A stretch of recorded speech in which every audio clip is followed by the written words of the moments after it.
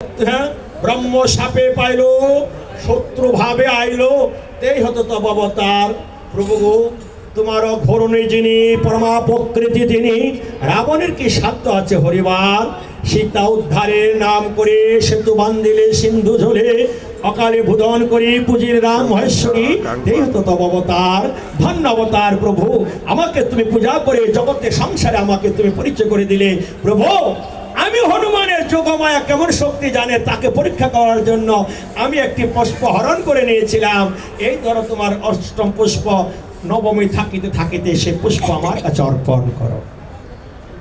আজ প্রভু রাম যখন নবমী থাকিতে থাকিতে পূজা অর্পণ করলো, আনন্দ উদ্বেলিত হয়ে মা দুর্গা বলছে রাবণকে, সারিলাম আমি রাবণ বধ তুমি, এই বলে হল অন্তর্ধান। নবমী পূজার সমাপন, দশমী আসিল, দশমী পূজা করিয়া বিসর্জন মহেশ্বরী ধনুর্বার হস্তে চলিল সংগ্রামের রঘুবীর।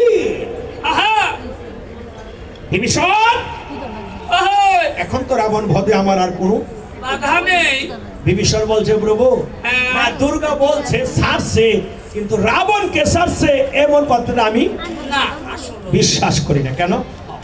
বলে রাবণের অন্তপুরে দেবগুরু বৃহস্পতি অহর্নিশি চণ্ডী পাঠ করছে। এই চণ্ডী যতক্ষণ অশুদ্ধ না হবে, মা দুর্গা ততক্ষণ রাবণকে ছেড়ে যেতে পারবে না। এইটা কেমন কথা হলো? চণ্ডী অশুদ্ধ করতে হবে। হনুমান আমার তো আমি বুদ্ধিতে এক নম্বর, যাই গিয়ে বন্ধ করে আসি। হনুমানকে বলছে, আয় গুরুদেব, চণ্ডী পাঠ বন্ধ করো। হনুমান, চলে যা চলে যা চলে যা, চলে যা, আমাকে মেরে ফেলবে রাবণ। রাবণে মারবার আমি বসে থাকবো?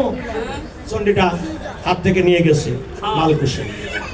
আজকে ওই চণ্ডী তো নিয়ে গেছে গা, তা দেবগুরু বৃহস্পতি করছে কি মুখস্থ চণ্ডী পাঠ শুরু করে গেছে।